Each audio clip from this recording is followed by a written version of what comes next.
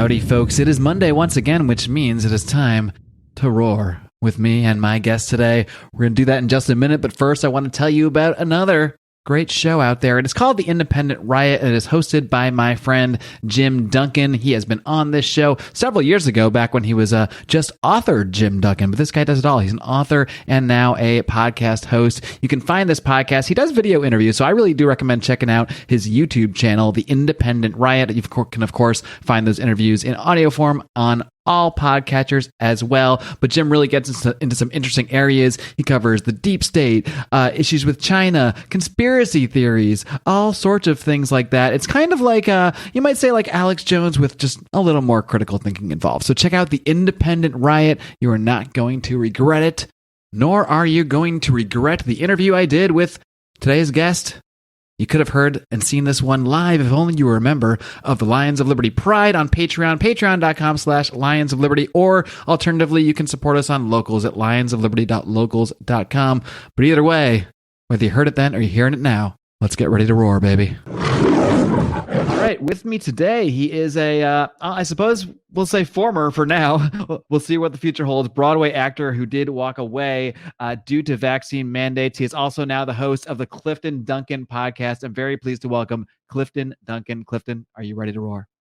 I've been roaring for some time, it seems. That's why I'm in the position that I'm in. So here we are. Indeed. Well, we will get into everything that went down with you leaving a play on Broadway due to vaccine mandates. But first, I want to just kind of tick back the clock and get to know you a little bit better. So before we even get into all this, political mandate craziness, I just want to kind of get to know where you came from and kind of like where you grew up, and what kind of inspired you to become an actor? What brought that drive to you in the first place? Well, sure. First of all, let me just kind of correct the record. I didn't leave a Broadway play due to the mandates. I did leave New York, and I'm unable to work in the industry due to the mandates. Gotcha. Okay. But as far as myself, I'm a military brat. When people ask me where I'm from, I say Germany, Virginia, Belgium, and Virginia in that order.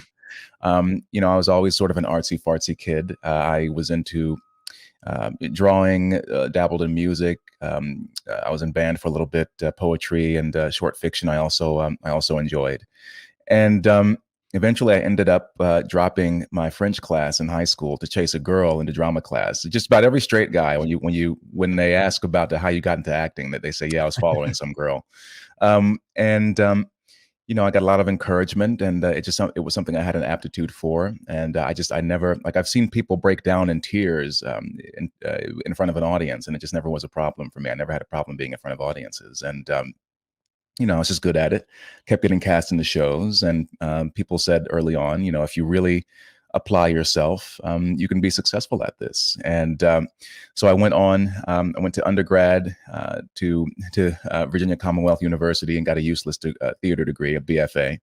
And then I was in DC for a little bit, but then I decided to put all my eggs in one basket and went to New York University's graduate acting program. It's one of the big three conservatories, the other two being Juilliard, aka Jailliard, and the Yale School of Drama, aka the Yale School of Trauma. And I got out in 2009, right in the midst of the Great Recession. Clawed my way up. I was doing plays all around the country at major theaters. And then when I hunkered down to New York, finally around 2017, things began to take off for me. And I began to establish myself as a singing actor of note in New York City, which is very difficult to do. I did a Broadway play called The Play That Goes Wrong. I had to leave eventually due to injury, but then things just kept going up from there. Did some great off-Broadway gigs, some standout concert performances. And on top of that, I was beginning to win award recognition for my work. And then I started breaking into television. So things were really going in the right direction. And then in early 2020, everything shut down. And initially, I was pretty much on board, and the irony is that while everyone else was talking about, oh, it's just the flu, brah, I was one of the few New York. It was like me and some middle-aged Dominican women who'd be on the subway, masked up and gloved in like January and February. I was talking to my therapist about this in January 2020, saying, hey, there's no way. I mean, New York City is an international travel hub. I was like, there's no way the virus isn't here already. So, I'm stocking up on supplies, and I'm sure my roommate at the time thought I was insane because I had what I called on my hazmat suit, just gloves and masks, and I'm wiping down my keys and my phone and my groceries and my mail at the apartment. I'm trying to sanitize every knob and handle and surface in the apartment. So if people try to say that I'm some kind of denialist as far as this disease goes, they're fools. And what's more is that I was probably more aware of the disease earlier than they were, and I prepared accordingly. But over time, I became well, one, it's good to have a diverse array of friends, because I had one friend in particular who was who I was like scaremongering her, and she was like, "Well, I don't know about that," and she was sending me articles. One of them was the Wall Street Journal op-ed by John Ioannidis that alleged that it wasn't quite the threat that we were being told that it was, and I was annoyed at first. And like I did a post on my Instagram back in like March 15th or something like that, because there was a story that came out that an usher for one of the Broadway shows had tested positive for COVID. And the show was they're going to let the show continue. And at the time, I said, all the things that you hear from what I call COVIDians now, I said, you're putting lives at risk. It's musicians, it's patrons, it's the actors, yada, yada, yada. And I was outraged. But over time, things just didn't really add up for me. And I said, we can't live this way forever. But apparently people are really prepared to do that, which is insane to me. Right.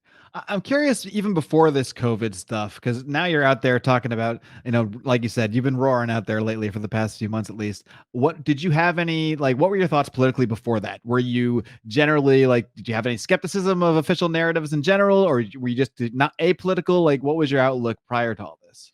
Well, I've always been interested in politics, and I don't know why. When I was a young actor in Washington, D.C., I was like 22, 21 years old, and I was kind of living out of my 1998 Mercury Sable, which I was always salty about because people confused it with a Ford Taurus. It's not a Taurus, it's a Mercury Sable, people. But one of the few radio stations that came in clearly was C-SPAN. And I really enjoyed listening to like the call-in shows and hearing people's different opinions and interviews with different politicians and whatnot. And I have no idea why I was into that kind of stuff. But I would say that my general opinions for the longest time, there's what's the phrase, default liberal, sort of your default factory setting.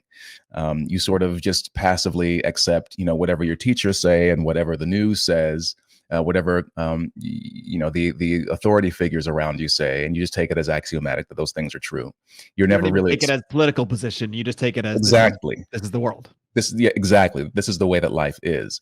So I didn't even know there was another way to think or another way to see the world. And I'm sort of fortunate, so to speak, in a way, because I don't know if you are familiar with the controversy that became known as GamerGate. Oh yeah, but very much so. Right. So that was a big turning point for me. And it's not, in a way, it was sort of, it happened organically. What's the phrase? It happened slowly, then all at once.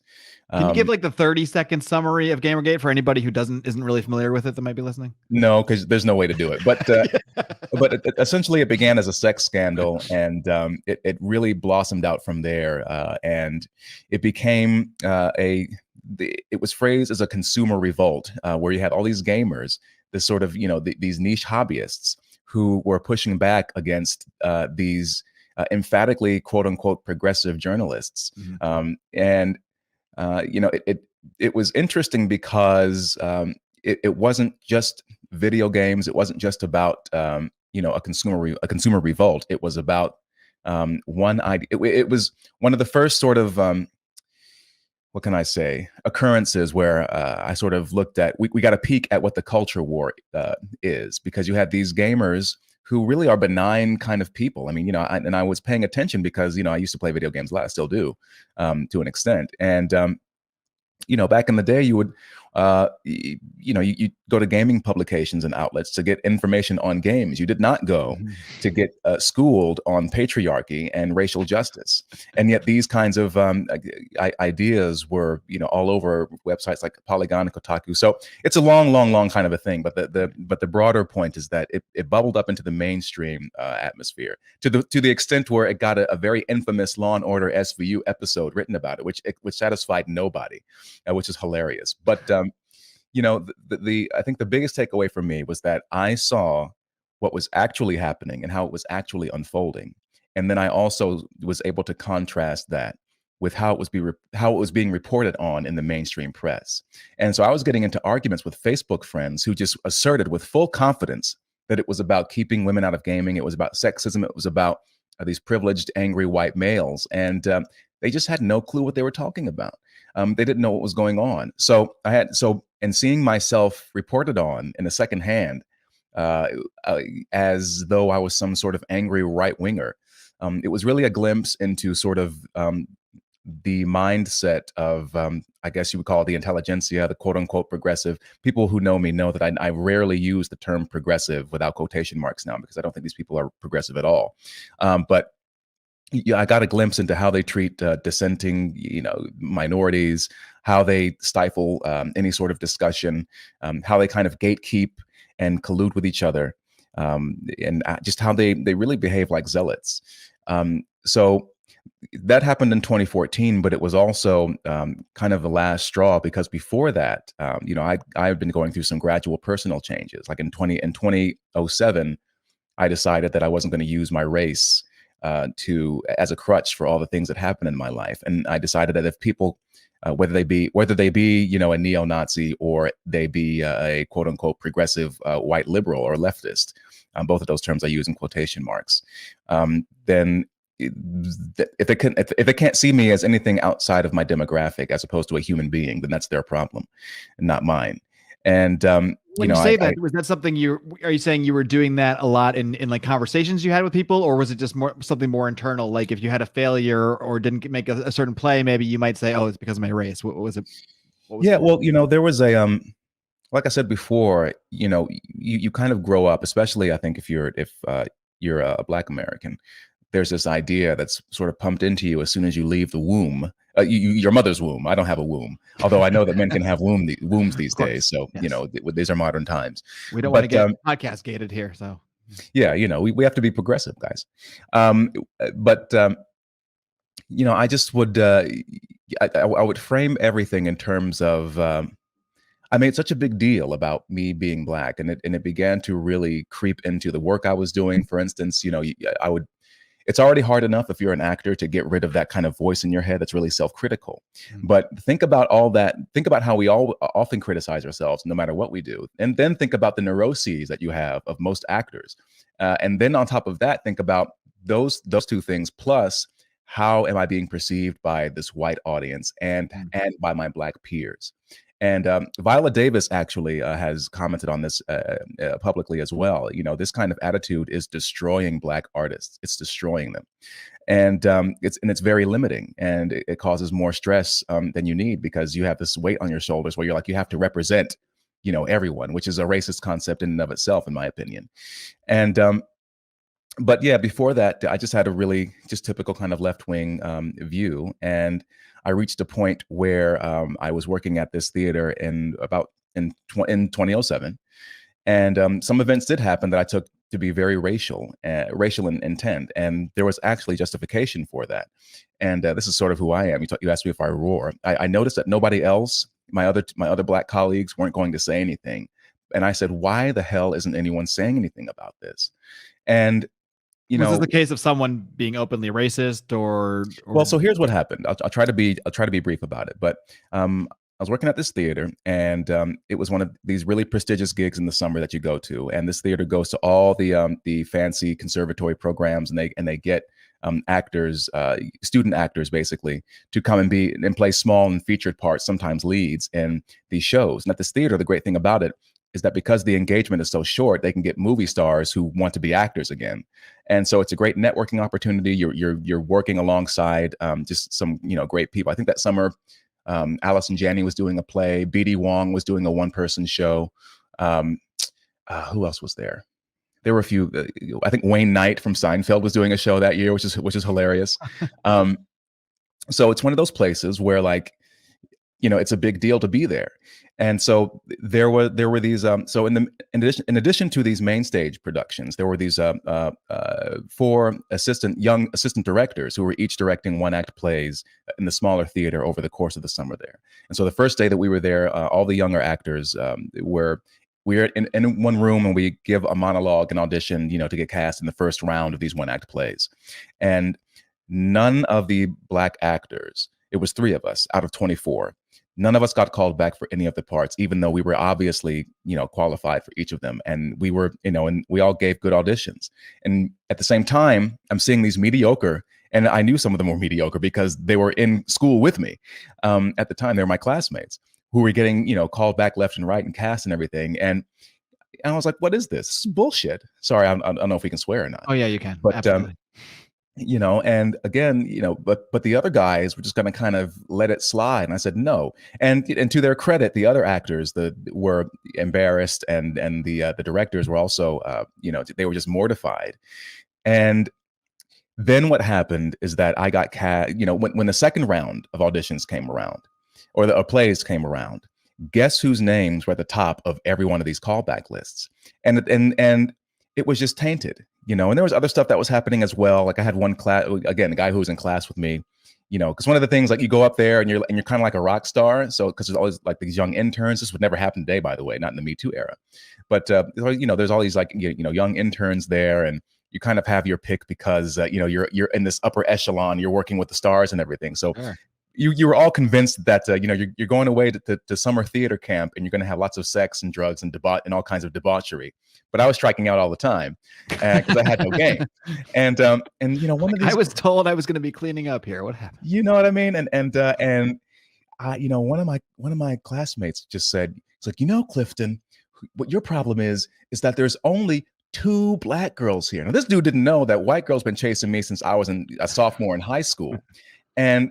And on top of that, one of the 2 Black women that was there was, who's gorgeous. She was in a play with us. She was married to the most Aryan looking dude you'd ever seen in your life. So, it was just, it was so cringy. And I just got like, but also it's like personal stuff, because I had the sort of left-wing ideology about me being Black and me being against the world. Everyone's out to get me. So there's a lot of stuff that was happening. And I just reached a point where I said, you know what, man, I can't do this anymore. And I'm tired of being viewed through this lens. And and tired of being a diversity hire, which has happened many times in my career, in my opinion. So that was sort of the. You think it's happened both ways then? It's happened like where you've been kind of you've been not picked for certain for certain roles because of your race, and then also picked for certain things because of your race as well. Yeah, well, that's the thing, because and I had an older actress tell me very early on when I was in DC. She said, Clifton, she was a Vietnamese American. She's like, Clifton, you're going to be cast either because of your race or in spite of it. And that has proven to be true. And I wasn't really that race conscious really until I became an actor. And so that happened in 2007. So that was sort of the beginning of the gears beginning to shift for me, and me moving away from this sort of ideology. And then around 2009, I discovered this book, which I recommend lots of men read, called No More Mr. Nice Guy, by a guy named Robert Glover. And I was turning the pages, and it was the first unabashedly pro-male book that I had ever read, and it illuminated so many things about my life and why I thought the way that I do, and and it's not about he-man woman haters. It's really about as a man getting rid of whatever shame you hold about being a man, which is very, very. I think a lot of young men internalize this idea that men are bad, men are toxic. Women are superior, all this other, divisive nonsense. So I was already on a journey to sort of rid myself of these ideas that I'd internalized myself. So that was 2009. So by the time GamerGate came along, and I'd already had a healthy distrust of media, ironically, because of left-wing commentators like Glenn Greenwald, who I discovered back in 2005. And he's been consistent through each president and administration in his criticisms of press and journalists and journalism. And you know, so the foundations were kind of already there for me. And so when 2014 happened, and I saw, and I was already kind of watching like some YouTube commentators and like sort of alternative voices, I guess you could say. Because I think also around that time where the Michael Brown shooting in Ferguson happened, and ironically, you could go to the Washington Post and they had all, they were actually, they did really great reporting as far as like all the evidence that was that came out of the investigation, and it didn't support this idea that he had his hands up. And so again, all these things were happening at the same time, and then Gamergate kind of popped in there, and that's when so 2014 was really the turning point where I said, something is really, really, really off here, and these people are either stupid or they're lying. And I became very skeptical of a lot of the, as you said, the established narratives. Right. And that's really interesting because you have like almost like a 15 year evolution here where you've grown to distrust these official narratives more and more and more. But then here you found yourself in 2020 swept away, maybe more than anyone else you knew at the time. Yeah, well, the irony is that because I was paying attention to these more alternative, the YouTubers were the people that were saying, "Hey, something is happening in China. There seems to be a virus sweeping through." And and I think a lot of us have seen, this footage now of people collapsing in the streets, right, and healthcare workers, breaking down emotionally, and all these stories about crematoriums churning at high rates. And so there was all these stories coming out about what was happening in China. So I was like, oh crap, something's going to happen. And, and also you have to bear in mind as well that I'd already learned to keep my mouth shut for the sake of my career. And I do think one of the reasons that I didn't take off as much as I could have is because, it got to a point where I would get these scripts, and I was very fortunate. Great representation and just a great career. And, you're lucky as an actor if you get, 1 or 2 auditions a week, or even for some, even a month. But I would, when the season was in full swing, I was going out 4 or 5 times a week for a lot of things. But a lot of these scripts, my manager was actually really great because she saw early on, she would submit me for things where, there was no race specified, or, but she was like, it says Caucasian, but he's right for this. So she was totally on board, and she knows what I can do and what I bring to the table. And other casting directors too would bring me in for a lot of stuff. But I'd read these scripts, and it was just so. I make the comparison to Tyler Perry plays. Now, for those who don't know, it's like Tyler Perry is a very prominent Black filmmaker. He built his own. He has like he's like a billionaire. He's got a multi-million-dollar studio complex here in Atlanta, Georgia. But the thing about it is that he's a very deeply Christian man. So you would watch his plays or his films, and the plot progression, the story progression, such as it was or is, would be kind of halted. So these characters could like sing to Jesus or something like that. And so that's how I felt about reading a lot of these scripts, where it's like, okay, we're going to read this. Oh, now we're going to stop the progression of the story to insert whatever these sort of, I guess, quote unquote, progressive ideals are. And I just said, inserting values in a way that even if you did want to insert the values, maybe you would do them in a way that made sense for the story. But here they're just jamming it in there. And it's really inorganic. And the most recent example I can think of, and people who have seen this episode, they've come back and told me about this. There was a new series regular role that was opening up on one of what I call the Dick Wolves, one of those like Law and Order shows, procedurals. And, these kinds of shows on the network, it's big money, it's life-changing kind of stuff. And it was a role of like it was a former cop turned nurse or doctor, something like that, medical professional. And, he's warm and he has a bit of I'm like, this is perfect for me. This is going to be great. And I'm reading, they send you what are called sides, a couple of scenes to read and for your audition. And in one of these sides, I'm reading it. I'm like, this is really great. I'm loving this guy. He's interacting. And then it gets to this point where it starts preaching about how about the differences, how white kids.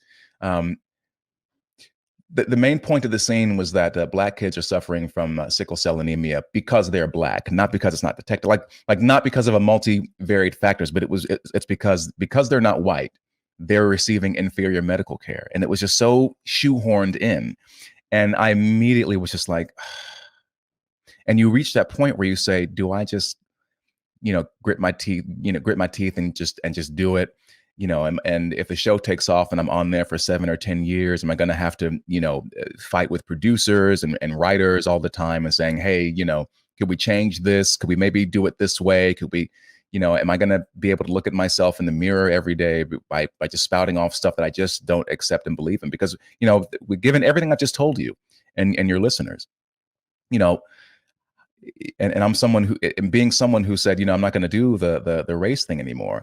How on earth am I going to be able to live with myself by, reading this script about, how awful my life is just because I'm black, which to me is a kind of a racist assertion anyway, because the flip side of that is that because anyone who's not black is automatically in a superior position and just happy and swinging in life and destined for joy and success. And, so that kind of stuff, I was like, I don't know how to deal with this. And I would just sort of shut my mouth and not say anything. And people would say just the most asinine kind of things in rehearsals and on sets. And, and then Trump got elected, and that was a whole different animal, and when he first announced, before I left Facebook, I made this meme where I took a portrait of Donald Trump and I drew a Batman cowl on it, like really, really sloppily, cowl. And I said, not the hero America needs, but the hero America deserves. Mm-hmm. And, I was like, what, this buffoon, he's running. Are you serious? And I didn't really take it that serious. I was like, there's no way this guy's going to be president. And clearly I was not correct in that assessment. But after he got elected, the reaction of the industry, and I guess, you could just broadly say the left as a whole, just struck me as really, really out of proportion to what was going on. And, so even then I said, what, just forget about it. Don't worry about it. Just keep your head down.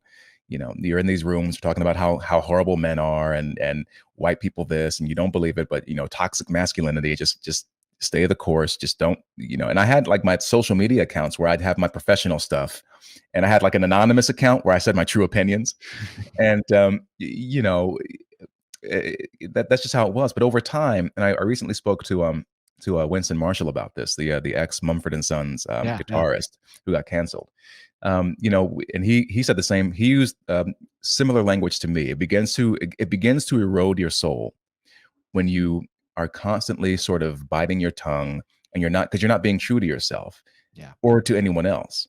And it's not that I had like these sort of far right opinions that that you would see like on 4chan or whatever. It was just stuff like, I don't think that men are bad, and I don't think that women need to be put on pedestals.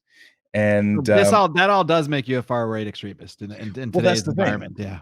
Yeah, and but again, these people, what I think that what they don't understand, and this is what I've observed very keenly now, is that they're inside this bubble, and we've reached the point where the broader audience is no longer really a concern. What people are concerned about in the industry is impressing their peers. Their peers being producers, writers, casting agents, agents, critics, and so on and so forth. So they're really performing to please the ecosystem, but it's an ecosystem that's moving farther and farther and farther to the left. Whereas I think the general public, they sort of vary in their political perspectives or their opinions, or they're apolitical and they don't care. But whatever it is, this small sect of people, which has a disproportionately large influence on our culture and the cultural conversations, is moving in one direction forcefully, while everyone else has either stayed put, which I feel like I have for the most part, or they're being so repelled by what they're seeing that they're lurching in the opposite direction. Right. And so It's very very strange, and but you can't tell them anything because they're true believers, and I keep calling them a cult now. They brook no opposing viewpoints, even moderate or like independent. There was a guy, I was doing a concert, and we were on a break from rehearsal, and I made a joke about Joe Biden and his let's say intellectual incontinence, shall we say, and he kind of goes off about it, and because I'm trying to be safe, I don't want to say anything too controversial, Right. but he starts going off about Trump this and Trump that, which is, which they always do. But then he goes, and then there's these brain dead independents. And I'm like, how does it make one brain dead to be an independent thinker and voter? That's an oxymoron. It doesn't make sense at all. But his level of vitriol about it just it really really blew me away. And I mean, by that point, I'd already unregistered from the Democrat Party anyway. But I know I didn't share that information for my own safety. But Sure. this is the kind of attitude that is pervasive in these industries, and I get pissed off because I know that more people than not probably agree with me. They're just afraid to say anything. The same thing goes for all these COVID restrictions, but they're afraid.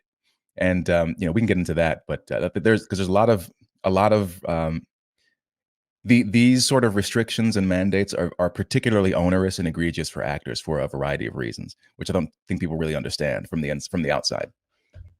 Well, something else that a lot of people don't really seem to understand necessarily is cryptocurrency and Bitcoin. But one thing that many seem to agree on is that this is the future, that this is the technology of the future, blockchain technology, etc. And for that reason, many people are investing in cryptocurrencies right now. And thanks to our amazing friends, and this is really, truly one of my favorite sponsors, not just because I love what they're doing, but let's be honest, they've paid us a lot of money over the last year or so. And that is because you guys have been responding to this advertisement for our friends at I Trust Capital. These guys let you invest in Bitcoin and other cryptocurrencies. They have the lowest fees on the market. You can do so all within the tax structure of a traditional IRA and protect those gains from, that's right, taxation, which is creeping in here on cryptocurrencies as we speak. Not just creeping in, I mean, it's here. It is absolutely here. So the better you can protect the gains on those assets, the better off you're going to be. And our friends at I Trust Capital are experts at that. So check it out right now, because not only are they waiving their fees, if you go sign up at our link, you are also going to get $100 in Bitcoin. So head over to itrust.capital/lions today. Okay, so why don't we get into just, you mentioned when you're kind of going along in the beginning and really in deep on being afraid of COVID, wearing the gloves, wearing the hazmat suit, and eventually you started to see some cracks in there. But was there any specific moment or something particular you can think of where you said, hold on, what is actually going on here? This is not adding up at all. Or was it more of a gradual progression? Sort of the same thing as I said about my my political sort of progression. It was a trickle, and then it broke. But to answer your question directly, there was one incident, I think it was in early May, where it was a beautiful, beautiful spring day. I mean, my favorite. New York has its problems, but the spring and the fall are like the best seasons to be in New York City. It's just gorgeous. It's not too hot, not too cold. Yeah. I mean, there's literally called a song called "Autumn in New York." It's that intense. And by this point, I was still masking up, and the gyms were closed, right? Because it's all for your health. Liquor stores were open. McDonald's is open. Right. You can't go to the gym. So I had taken to going. I'd walk about 25 minutes from my apartment in Upper Manhattan to this place called J. Hood Wright Park on West 177th Street. In Washington Heights, where they had a set of bars and different apparatuses where you could do like calisthenics, basically. So all the gym bros, we'd be over there trying to keep our gains because we couldn't go to the gym. And but then one day I went, and again, gorgeous day, and there's people in other parts of the park, playing field hockey and handball and all kinds of things. And it was me and one other guy. I was wearing a mask, again, outside. And by the way, this is a side point. I wore these masks so much, and I would try to work out in them. And there were points where I would get dizzy. I thought I was going to pass out at a couple of points. It was just really bad, and even then I didn't really make the connection that might be what the problem was. That's how So you were deep. really wearing it, because whenever I would have to go to the gym to work out, I would wear one of these ones that were kind of loose and kind of like not really wear it, and I was mostly breathing the whole time. But if you're wearing like an N95 or something, I mean, I can't imagine trying to work out like that. Well, it was one of these crappy surgical masks. But even then, like once the gyms did reopen, and I would have like a cloth mask or a cotton mask or something on my face, it wouldn't stay on anyway. For one, like so, I mean, you can't. And this is why I get pissed off, because you can't squat hundreds of pounds or deadlift hundreds of pounds and not be able to intake full air. And then not even when you're not even lifting, between sets, you got to catch your breath and recover. You can't do it. And I sweat so much that the sweat would weigh down the mask anyway. It would pull it, and so it would just be hanging off hanging off my face almost. So it's so ridiculous, and I can't believe people just they just go with it. But so I'm at this park. It's me and one other guy with tons of space, and I'm noticing like how empty this section of the park is. And this cop ends up coming over and saying, "Hey, you can't be here. This part of the park is closed." And I was like, "Oh, okay." So I go back and I tweeted about this. I think if you go back and Part find of out the park is well, and remind you, like I just said, other people were out there hanging out in other parts of the park, like nearby. So it didn't make any sense. And at this time, right, our wave, like the big surge, was going down, right? So I'm thinking to myself, okay, things are getting better now. Our numbers are going down, so it looks like maybe we'll be kind of coming out of this thing. And when I got kicked out of the park, and then I saw the police officer from a distance. I saw him wave to somebody in the adjacent apartment building saying thank you. And I thought to myself, wait a minute, did somebody narc on us and snitch or something like that? And I don't know if that happened, but then you see Bill de Blasio talking about, if you don't see businesses that are complying with our COVID measures, call in and let us know. And there was, at that moment, I said to myself, something is wrong here. It's not just that our numbers are going down, but the restrictions seem to be increasing. But there seems to be something that's fundamentally changed in the psychology of the city, and where people think it's okay to snitch on each other, where people are, people would just. I mean, New Yorkers, we already spend enough time trying to just ignore all the noise and ignore other people. But there, and this is, I take it too personally. Just I'm a sensitive soul, Mark. That's why I'm an artist. of course. But to see people just go out of their way to avoid you, there was something to me that was very anti. They call it social distancing. But I'm like, this is anti-social distancing. What this is? And it's. I used to get that all the time in Los Angeles. I could tell, because this is when I think there was a mask mandate had been put in place, and you were supposed to even wear a mask outdoors. Of course, I didn't do that because I thought that was absurd. Like, if I'm just going to walk my dogs by myself, but I would see people. I could tell. I could see the look on their eyes when they would see me, coming towards them without a mask on, and the look of horror in their eyes, and they would immediately cross the street. And this would happen all the time. Yeah. I mean, completely. They're convinced that and some people still do it to this day. It's I don't know what's up with these people. Well, I do know what's up with them, but it was just this moment where I said there's something wrong here, and something has changed. That was the main thing. But then there was Andrew Cuomo, who gave this press conference where this reporter asked him about the economic ramifications of protracted lockdowns. How dare she? And he launched into this tirade about how death is worse than a bad economy, and how if you want to work, go get an essential job, or go be an essential worker, as if you could turn in some application and just become a doctor or a mechanic or something next week, or B, if you were living a certain way, taking a job at the Dollar General, which was still open, or McDonald's was going to help you pay the fucking bills.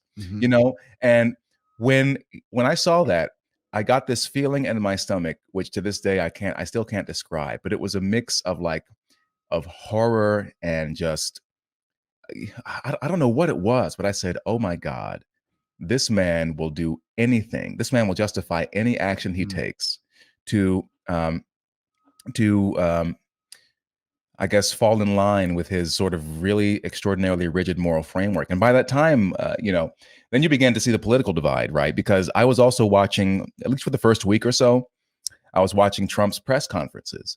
And again, you could see the clear divide between people who were actually watching the press conferences and people who were watching the reporting on the press conferences, right? So like there was that one day where I think it was where Trump first mentioned hydroxychloroquine. And I think he said something like, it might work, it might not. I don't know. I feel good about it. And then Tony Fauci was like, we just have to see, we don't know. Like he was hedging his bets, right? And then like the evening news would say like Dr. Anthony Fauci dispels it, and they made them out to be this kind of hero, to Trump's like lies. And I'm like, dude, I was like genuinely confused because I watched the damn presser, and Trump was like this, it might work, it might not. Fauci said, we'll have to see, what happens, It wasn't like some just big like the same thing, basically. I mean, yeah, different personalities saying it. Right. And then, there were some definitely cringe moments. Trump was good at those at the press, like that one where he brought in that montage of like him owning reporters over. I'm like, there's no place for this. But, I found him to be pretty sober. He looked like shit, really. I mean, like he hadn't slept in days, but he's given a broad overview of the things that his administration was doing. They would bring on the guy from FEMA. Then he would bring on, Ben Carson. Then he would bring on, Fauci and Birx or Dr. Zahn or whatever, or Jerome Adams. And from what I understand, his poll numbers began to kind of tick up because people were watching and saying like, okay, well, it seems like maybe, he's at least doing something. He's trying to do something. And whether it's the right actions or not, my personal opinion was like, I don't think there was no Western government, I think, that didn't get caught with his pants down as far as this particular virus is concerned. But but anyway, by that time, I was already on to the whole nursing home thing and how things were just not kind of right in New York. Like Bill de Blasio, for instance, banned protests. And people don't know this, but he banned protests in response to an LGBTQ rights activist group who was protesting some Christian group that was treating patients in Central Park. So they were protesting the presence of these people to the extent where like there were some medical professionals that came back and were like, no, these people have saved lives and they're working. But the point is that in response to these protesters, these queer rights protesters, Bill de Blasio banned protesting, which of course completely went away once the BLM protests began. But I said, wait a minute, they're banning protests? They can't, you can't do that. This is America. You can't do that here. And, but then there was, and we had, there were multi-million-dollar facilities in Brooklyn and then also in Queens that were erected or converted to take patient overflow. And they were barely used. Everyone knows about the hospital ship that was sent that was also barely used. And, at the same time, paragraph 5 of Andrew Cuomo's March 25th executive order about nursing homes stated that no patient could be turned away based on their COVID status. And I tried to justify it, but I was like, why are they doing this? Because we already knew by that point that, they were calling it the boomer remover, for God's sake. So we already knew at that point who was most vulnerable to the disease. And I was trying to give the benefit of the doubt and say, there has to be some justification for this and for this measure. But whenever I would talk to other people about it, they would say that they would dismiss it as some kind of right-wing smear campaign or right-wing talking point. And I'm like, no, you have to GamerGate all over again here for you then. Well, see, here's the thing, because the thousands of people, at least 10,000 people, needlessly died because of these measures. And these numbers, these death toll numbers were being used. Oh, I forgot. Speaking of death tolls, there's a story in early April in the New York Times. They said that the headline was something like, death toll soars past 10,000 after 3,700 deaths are added to the toll. The thing about those deaths is that they were presumed COVID deaths. They weren't tested. They were just presumed to be COVID positive. And I said to myself, wait a minute. At a time where we need as much information as possible to ascertain just how deadly this virus is, why are we just guessing and saying that these, oh, well, I guess it is that what these people died from? And now, of course, they're reporting that people, about the, deaths with COVID versus deaths of COVID and so on and so forth. You couldn't say that back then. But so that was another red flag for me. But the thing is, these numbers are being used to pump fear into the minds and hearts of all of these people. And then Andrew Cuomo was caught on tape. He was caught on tape talking to some rabbis, talking to these Jewish leaders about, and he said specifically, he said, these are not nuanced policies. These are fear-driven policies, and so they knew all this. They knew what they were doing. And so Cuomo gave that speech or that diatribe about being an essential worker. And I said, I have to get out of the city. I have to leave because it's going to get, I just had that premonition that things were going to get really, really, really bad.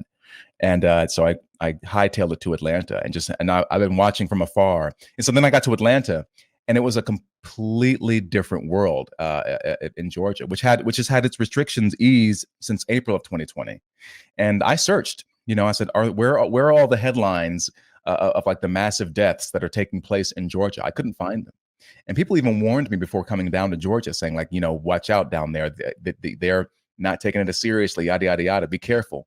I can't tell you how many people told me that before I was just taking a 2-week trip to Florida in April of 2021. I mean, there's watch out down there, as if something crazy is happening. And as soon as you get off the plane, the virus just comes at you because everybody's not wearing masks or what have you. Yeah, you know what I mean? And and that was a big turning point, another big turning point, because once I left, because people who aren't in New York, they don't understand that, if you're on the island of Manhattan, especially, there is nowhere you can go without some kind of reminder that you're in the midst of the deadliest pandemic in a century. So there's like arrows on the sidewalk telling you where to walk. There's little circles telling you where to stand outside these stores.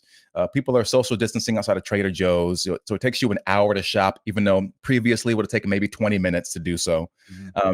There's digital ads, placards on buses, vocal advertisements on the subway. It's just constantly, wear your mask, socially distance and get vaccinated, in all different languages, So it's just this constant propaganda that people are subjected to on a daily basis. And so they're horrified and terrified now. And now Broadway is, of course, reaping the benefits of that. But, when I got down to Georgia or Atlanta, I said, wait a minute. So I'm like sharing joints with my friend, with my brother's musician friends. And, we're going to bars. I took a job at a nightclub. Man. Yeah. Say what? 2019 all over again for you then once you moved. Yeah. More like COVID 420. But I took a job at a nightclub, and this may shock you, Mark, but nobody who went to the nightclub was wearing masks or socially distancing. They tried to make us, I was working on security, and they tried to make us wear masks, but immediately became completely impractical because you're screaming over loud music, trying to communicate these things. Mm-hmm. And, part of my job was just greeting people who came in. So I'm literally just night after night, shaking hands, getting screamed at by drunk people, spit flying in my face or whatever. And the club itself had a sign outside that said, by coming onto this premises, you are assuming the risk of contracting COVID-19. And the thing is, the club I worked at wasn't even that busy. The other clubs in Atlanta were packed, and bars were packed. So people were living life somewhat normally. And yet in New York, everyone was just terrified. And again, in Atlanta, like there were not mass deaths, because if there were, it would have been reported far and wide. Nobody talks about Georgia, even to this day. So that kind of shattered the narrative for me completely. And that's when I really began to just become more and more vocal about what was going on, because it was clear to me at that point that that something was just not right. All right, guys, I got to take a quick time out to tell you about our good friends Carlos and Vanessa Abelar and their incredible CBD company, Paloma Verde CBD. You can find them at palomaverdecbd.com. And there is simply nowhere else you should be turning to for your CBD products, whether you use them for aches and pains, for dealing with a little of that insomnia, or just general stress. CBD is a fantastic resource without having to worry about getting all high or anything like that, like you would from the THC component. This is CBD is purely the non-psychoactive part of the marijuana plant. Extremely helpful for all sorts of things. Also for your pets. It can really help your pets too. And you can find everything you could possibly need. Tinctures, gummies. The gummies, my God, the gummies are delicious. You can find them all over at PalomaVerdeCBD.com. But the best part is you got to use promo code ROAR and you will get 25% off any order over $75 and free shipping. That's right, and free shipping. Check it out, PalomaVerdeCBD.com. Do not forget to use that discount code ROAR for a tremendous discount. Did you decide at the time that you decided to leave New York, had vax mandates begun at that point yet, or did you just see the writing on the wall overall? No, so I left in June of 2020. Okay. So this is way before this was going on. But I will say, looking back at that time, it really is astounding to see these interviews with Bill Gates, where he's talking about, we're really not going to be able to get back to normal until we have a vaccine. Mm-hmm. How do you know that? You're not a doctor. You're not an immunologist. You're not a virologist or a vaccinologist. How is this man just telling everyone, asserting that how the pandemic's going to end? Like, how does he know that? And but there was never any kind of idea that it was going to happen. My whole thing was like, I'm going to come down here to Atlanta and just kind of lay my head low. And, I'll find an agent down here, and my manager, we interviewed a few of them to just to continue working because, I have, a good enough camera on my phone, and I have some decent sound equipment and lights. You can see my backdrop in the background, so I can tape myself for auditions. You email them and then you get hired that way. So, we were still kind of working remotely, but then was this auditioning for stuff in New York though, or for stuff in Atlanta? Everywhere, everywhere. So like the major casting offices. So even in Atlanta, people ask me, are you acting in Atlanta? I was like, no, because the stuff that I'm qualified for, I'm talking about guest stars, series regulars, and so on. That's the level that I'm at. They cast out of New York or LA. So that's where all these. So that they'll shoot. It's kind of funny. I mean, when you physically move to Atlanta, they're like, no, we don't look at you guys. Well, it's that's how a lot of local actors complain about that, but it is what it is. But it just so it wasn't really a thing. But then what began to happen was that our unions, particularly the Actors Equity Association, which is the stage actors union, and people need to understand that. In order to have any kind of viable career as an actor, you need to be a part of these unions. All the best jobs are union jobs. You get insurance weeks working on union jobs. You get certain kind of benefits. You get livable wages. So there are reasons that the unions are a good thing. But the equity especially began to talk really, really I won't say forcefully, but they just began to talk about when we come back. Like they sent out this one survey where it was asking about vaccines and vaccinations, but there was never any option for you to say that I don't want to take these, or like, what if I don't want to take a vaccine or whatever. And then I began to become sort of, I won't say alarmed, but I was like, this is weird, And they even held these webinars for their members, and where they completely ignored anyone's questions about like, okay, what if we don't want to take the vaccine? Then like, what do we do then? And mind you, we were not allowed to work. So the unions barred, the union, I should say, the theater union, SAG-AFTRA was different, partly because there's more money at stake there when you're working on camera, obviously. And you can get away with it a little bit more by different shots and kind of, but the theater actors union, just was very early on just presuming that everyone was going to take the vaccine, and they were ignoring anyone who said, well, wait a minute, what if I don't want to take it? They just completely steamrolled over it. And then they released these ridiculous safety protocols, which, I mean, it was stuff like, there's no more communal coffee and water. All the silverware has to be, plasticware has to be individually wrapped, and you can't have any more backstage visitors. So if your friends come and see you in your Broadway show, your Broadway debut, they can't come backstage and celebrate with you. You can't do stage door now. That's like a huge part of fan service of the Broadway community.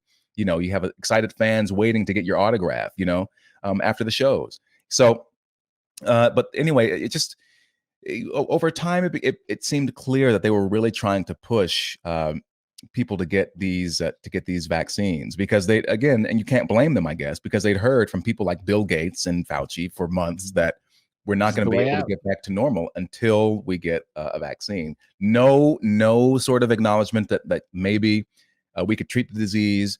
No acknowledgement that that people overwhelmingly clear the virus unless they have particular vulnerabilities. No acknowledgement of any of that, but also no room for dissent. And then it came down that and then I would get offers for things, and they would ask about my if I was vaccinated or if I was planning on getting vaccinated, which is just weird to me. And eventually, and the thing was that I'm missing in all this is that I caught COVID at my nightclub job, and I'm pretty sure I know who gave it to me. But it was like it was like December of 2020, and so I recovered from it. I lost my sense of taste for a couple of weeks, so I knew that's what it was. And I stayed at home, and then I was clear, and I began to say, well, hold on, what if you already caught it? Like, why can't does it not matter? Does it not count? But no one will hear anything of it. One of my first viral tweets was about when I said, you have an immune system is now a far right talking point. Mm-hmm. And because that's pretty much what it became. So it's just very, very bizarre. But then it got to a point where all these theaters, all these production companies like Amazon, Netflix, Disney, so on and so forth, we're mandating you take the vaccine. And I just said, I don't want to take it. Sorry, but I don't want to take it. There's no medical necessity for me to take it. And, I'm not going to get into the weeds on its efficacy or whatever. It's just people should maintain the choice of whether or not they want to take it. Right. And what's really egregious about it is that as actors, like our body. I'm glad you said that, by the way, because sometimes people will say, like, we can't go mandating something that's not effective. Like, well, we shouldn't do it no matter what. The efficacy should be a completely separate issue from whether you force someone to do something like that. Well, you should always have a choice, and I would try to say that this is a bad precedent that we're setting right now, but by doing this, because good and well that if it were Donald Trump passing down these mandates, these people will be losing their fucking minds. You know it for a certainty, and I said, but as actors, our bodies, that's our life. That's our livelihood. Yeah. Every foundational can't work remote. I mean, I guess I have seen some of those, like, play reading remote things that they suck. But yeah, they suck. It's bullshit. You can't, I did this little movie that, we were trying to rehearse, do music rehearsals, via Zoom. And it doesn't work, but the point is that, actors, especially, like, once you're at a certain level, it's a part of your job to be in shape. So it's not just mere vanity that actors are very, very diligent about their health and appearance. It's literally our livelihood. Yeah. And when you have your union and your peers who are telling you to take something into your body that you don't want, that could possibly damage you, we'll say that. To me, it's a violation of what it is that we do, and it's just it's not ethical. And I don't see why they don't see that there's nothing stopping these people, if they want to mandate this new product, from mandating other new products as well, down the road. I would try to couch it in terms that they might understand about, like, remember what the Republicans were doing after 9/11, where, everything was about the war on terror, and everything was about, we have to restrict your freedoms or expand our surveillance to keep you safe, just broadly speaking. And then Obama got into office, and he was supposed to be fixing all of that. And it turns out guess what? Snowden leaks came down, and he's sitting on top of a excuse me, this massive surveillance apparatus. So the point is that, once these things are in place, um, they tend not to go away that easily. And because I'd sort of been quote unquote red pilled, I was already kind of, on this intellectual journey about reading about the past and other authoritarian regimes. And I mean, even during lockdowns initially, I remember there was a few days where I watched documentaries about the Spanish Civil War, the French Revolution, and Mao's China, all like around the same time. And what I was so struck by was all of these sort of ideological parallels that fueled each of these movements. And it scared the crap out of me. And and then like the first chapter of Solzhenitsyn's Gulag Archipelago about the arrests and like snitching and all this kind of stuff, it really began to concern me in terms of like what these governments were doing, officials were doing. And I said, this is not.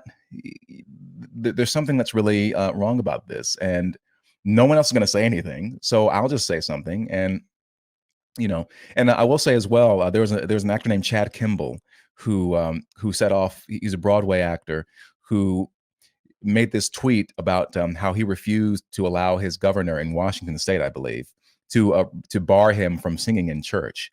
And Broadway Twitter, theater Twitter just lit him on fire. They were just dragging him, and there were people that were saying, I never want to be in a rehearsal room with you, and just And I weighed in and I was like, no, he's right. He's talking about government overreach.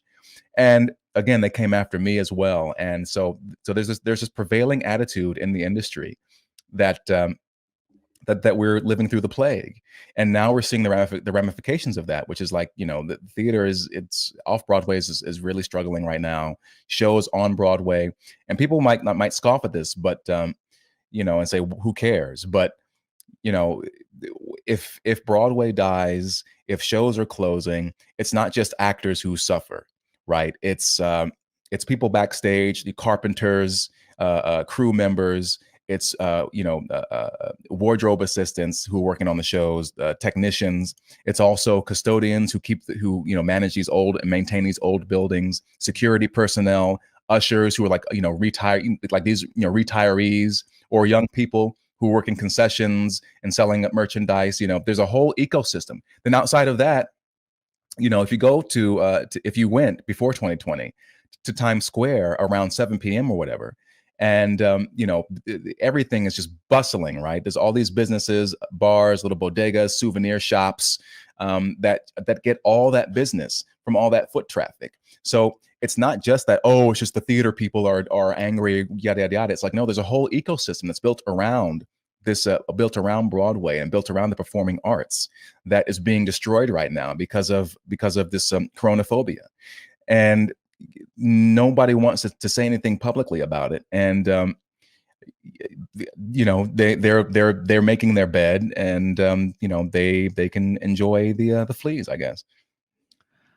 I'm curious how much sort of pushback or feedback, maybe we might call it, you've gotten from your fellow actors, people you've maybe known in the industry for 10, 15 years. Has you speaking out about this stuff made you like a pariah even personally with some of these people, or is there like a certain element of those that support you? Like what's the general sort of reaction been among that community? I mean, they ignore me, or they think I'm some kind of lunatic. There was one actor named Stephen Pasquale I got into it with, who is a very successful Broadway star. He's also done a lot of TV and film.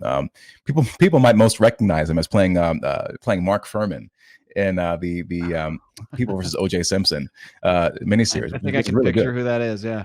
I mean, I've worked with him several times, and the thing is, I would defend him because people would say like, "Oh God, Stephen, he's an asshole," and I'd seen that here and there, but I never had a beef with him, and I always got along with him.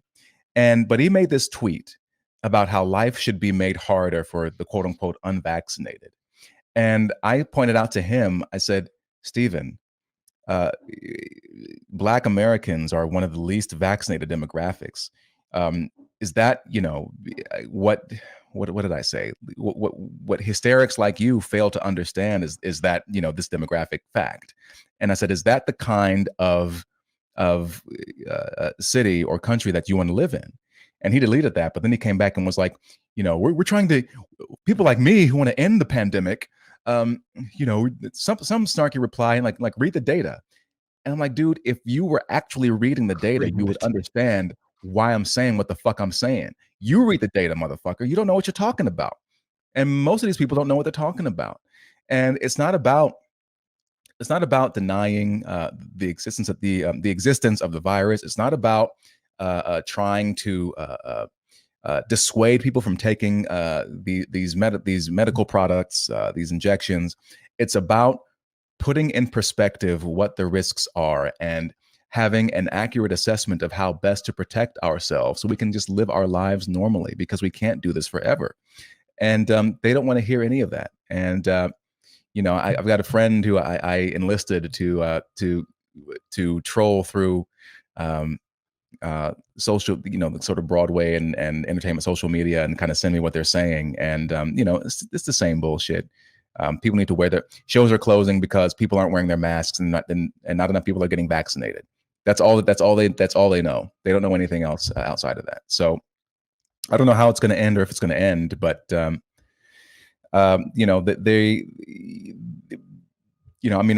manager, as a matter of fact, we haven't even spoken in a long time, and she, at a certain point, she said, I can't submit you for anything anymore because everywhere is demanding these shots. And now I have a friend who's telling me that theaters are beginning to demand everyone get boosted now. So it's not getting better. It's continuing on.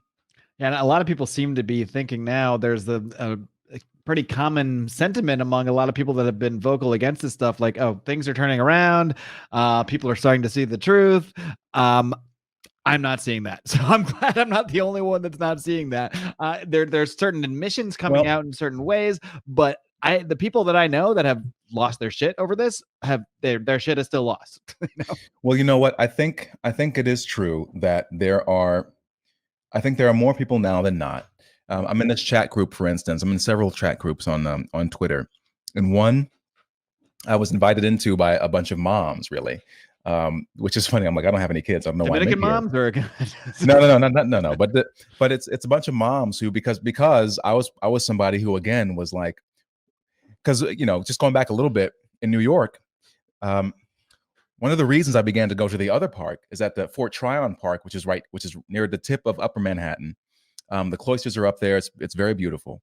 That was the park where I was going to work out. And there were some monkey bars there and some other bars that you could use to kind of keep your gains. And it was beautiful because you would see people who, they're not working, obviously, but they'd be out there with their kids. You see these like gigantic dads jogging with their daughters. It was beautiful. But then they closed down this section of the park. They closed the playground down. And I get emotional now just thinking about it because, going back to those times, because I would walk past this park and see these empty swing sets, empty monkey bars, and padlocks on the entrance to the park. And I would say, why are we punishing kids for this? Like that's what I felt like we were doing, was we were punishing children for no reason, really. And so I began to speak about that. And so this group of moms invited me in, and it's become more now than just moms, but a lot of these women, were progressive, lifelong Democrat voters, and now they're saying, like, I'm voting Republican for the first time in my life. I can't believe what's going on. I can't believe what the Democrats are doing.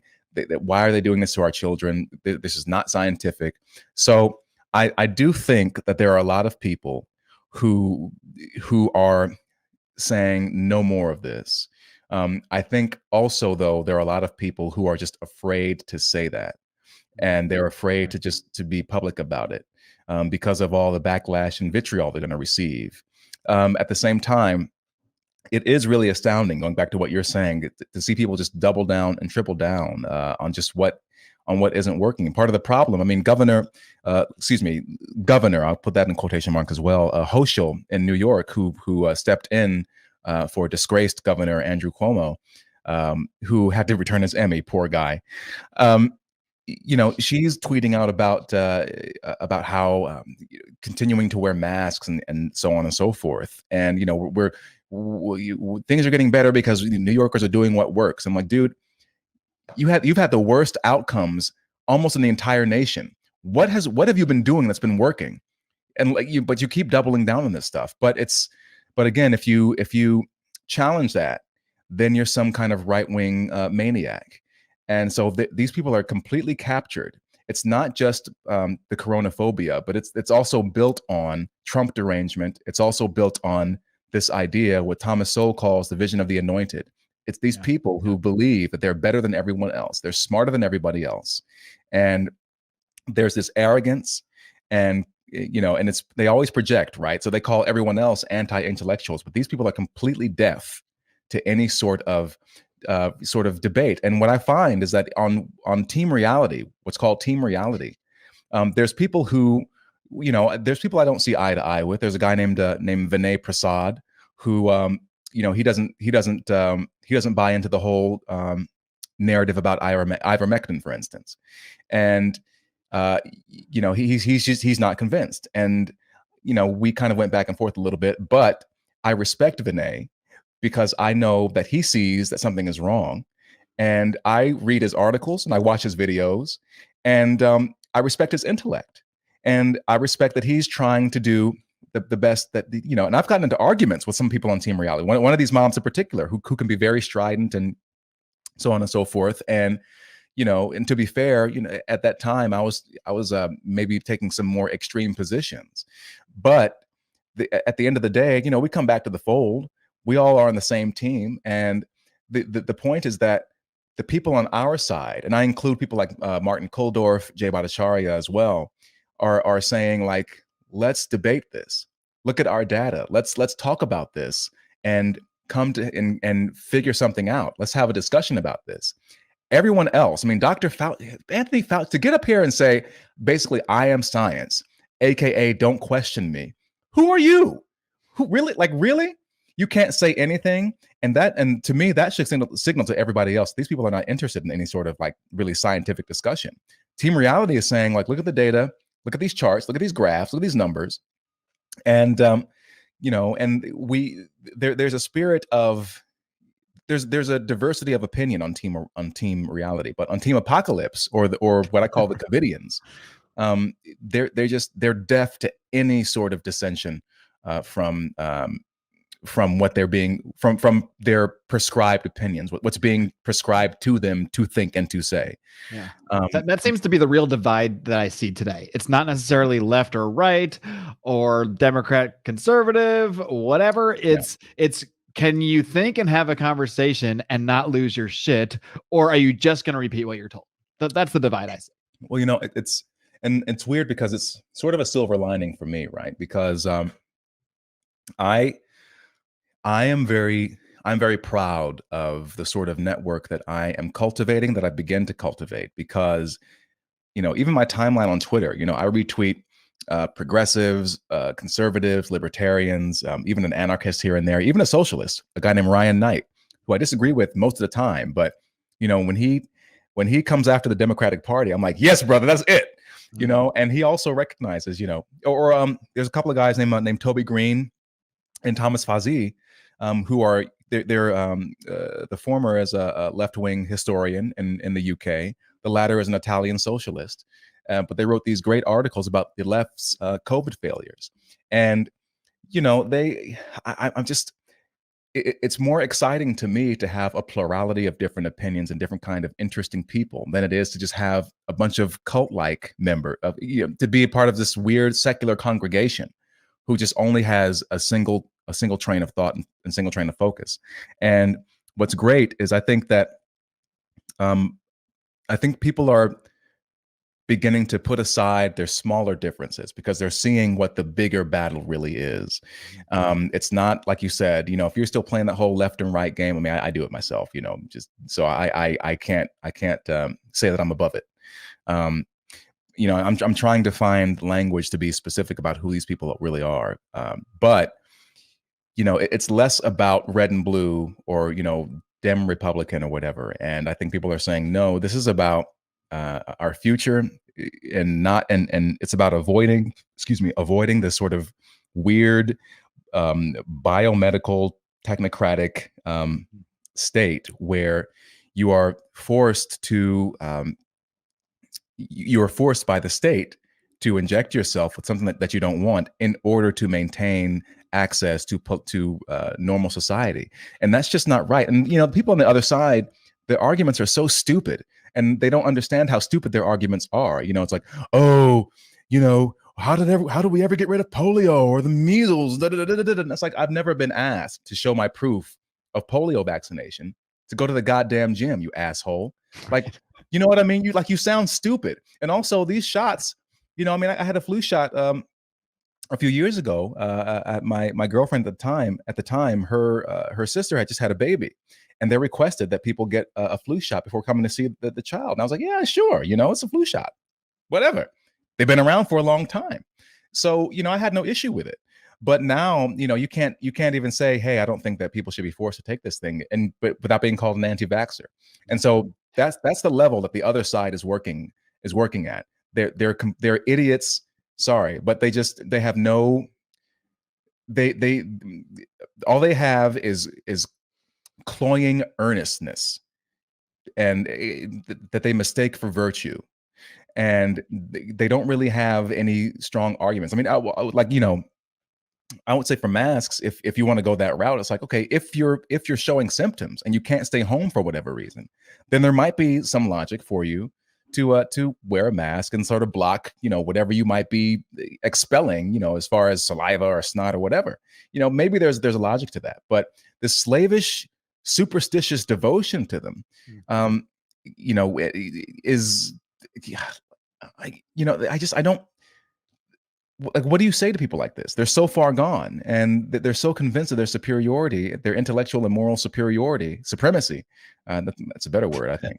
Like they can't hear anything. So I don't know, how are we going to save those people? Yeah, well, I don't think everybody can be saved, but I think the best we can do is be vocal and encourage others to do so, and at least find our people, find the right people that are going to stand by us. And I think, like you said, there are a lot of people out there that are afraid to say something that might be thinking along the lines of what you and I are talking about here, but they might be afraid to say something. So it's up to people like you, like you and I, other people that are out there doing the same thing, to lead on this and be the ones that aren't afraid to speak out, even if it does cost us tremendously, financially, professionally, personally. And it certainly has for me.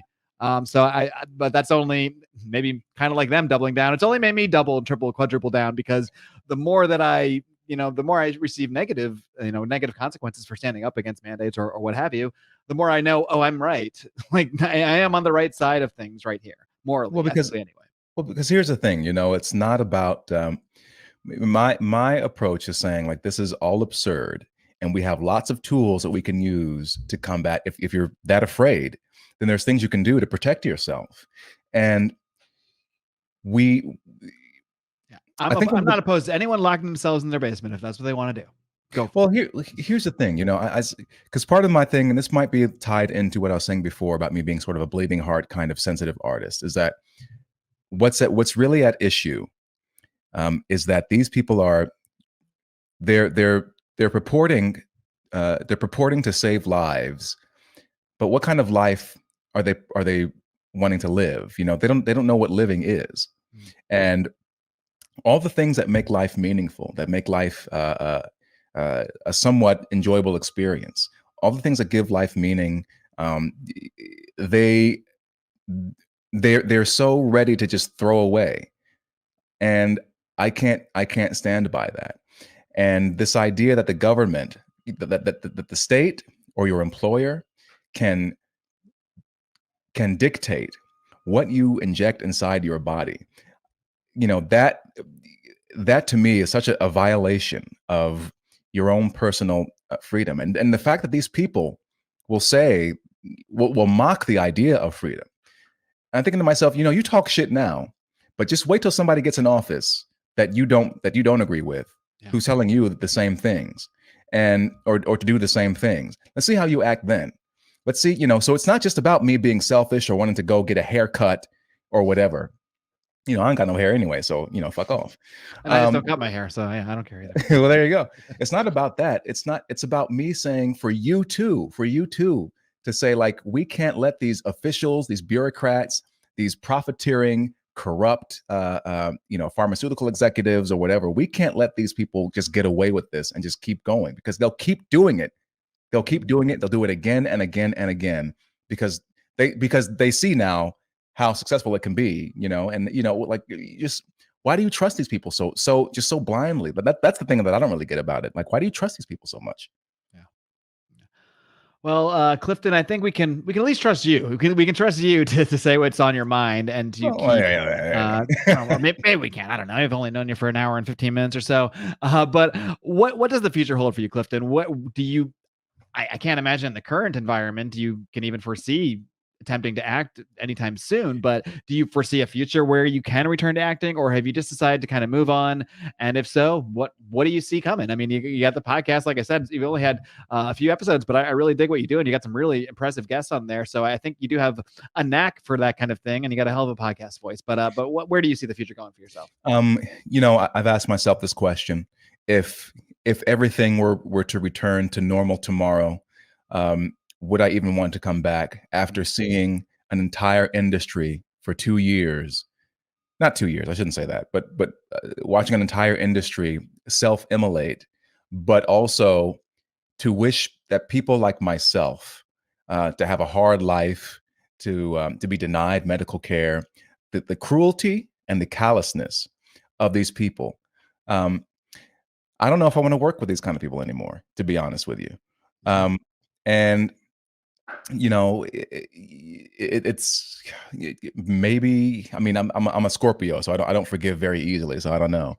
But as far as that, maybe I'll be doing that later on. But at the same time, what's beginning to happen, the more visible I become, the more I sort of am collecting other like-minded. This is a weird gesture on camera.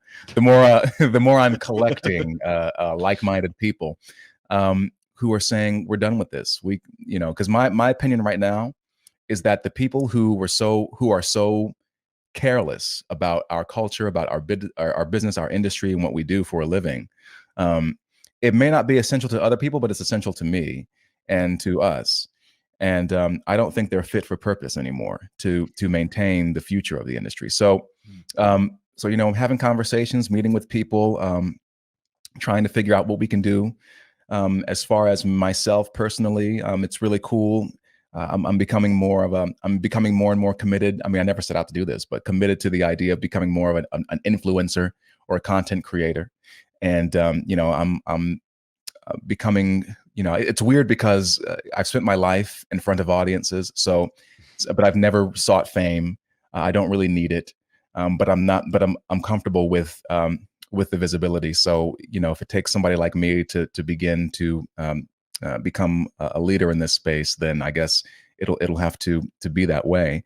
Like I said, the podcast has really taken off. I got some really exciting guests coming up. I really want to focus more on the artistic side of what we call the culture wars, because we only really pay attention to the arts when we complain about how they're taken over by liberals. And I'm like, but a friend of mine said that the health of a culture can be measured by the kind of art that it produces.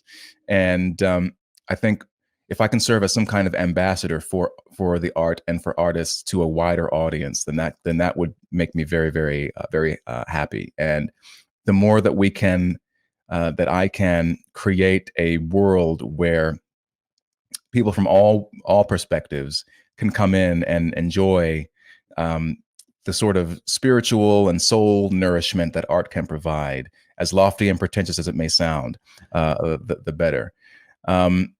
So that's where I'm focusing right now. I'm starting up a locals community very, very soon, and going in that route, so I can over time do more content creation full time. I want to do more music. I want to go to live performances and maybe do some touring and stuff like that. So and use what my skill set where it's strongest. It's not my wheelhouse really isn't all the political commentary. I enjoy that stuff, but I'm really built to be a performer in some aspect. So that's what I want to really if I can make a living doing this, doing that, or more than living, make a fortune. How about that? Yeah, Doing that, yeah. then that would be better. So for right now, I'm a mediocre Twitter personality. The following is steadily growing. The YouTube channel is steadily growing, and it's opening up more doors. And so we'll see where it leads. All right. Well, I like to think my listeners are pretty smart and can find all this stuff on their own, but why don't you just give them the run through where they can find everything you're doing, the Twitter, the YouTube, and anything else you want to plug? Sure. Yeah. So my YouTube channel is Clifton Duncan Entertainment. You can also have backup channels on Rumble and on Odyssey at Clifton Duncan. Just type in, no space, just type in those names. Like I said, I'm starting up a locals community as well. On Twitter, you can find me at Clifton A. Duncan. I'm on Instagram at Clifton Duncan Online. And those are the places you can find. Oh, I also have a Substack called Musings from the Apocalypse, which I write. I update sporadically, but I do want to do much more writing than I have been doing. So, if you want to find me, then you can do that as well. Very cool. Well, Clifton, thanks so much for joining me. As far as I'm concerned, you are a lion. You are out there roaring. So keep up the great work and keep on roaring, Clifton. All right. Thanks, Marc. I appreciate it. Thanks for having me.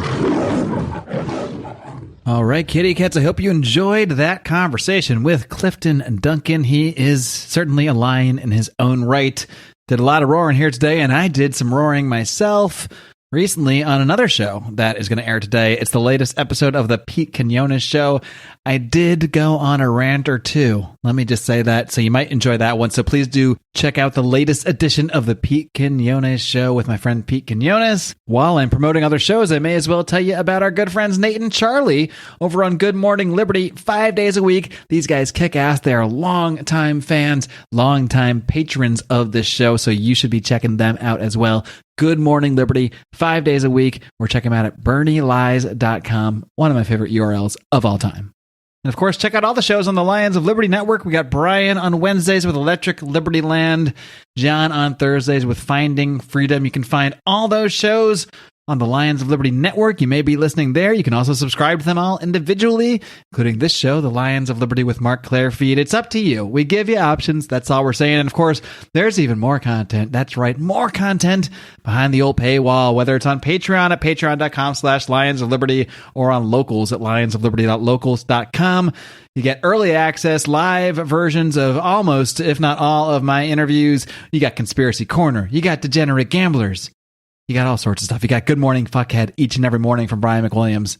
You really can't beat this value. As little as $5 a month. So please do consider supporting this show, which helps us put more time into it and helps us do more of what we truly love, which is talking about these ideas. So head over to patreon.com/Lions of Liberty or lionsofliberty.locals.com. And until next week, my friends. Live long and live free and live free and live free and live free and live free.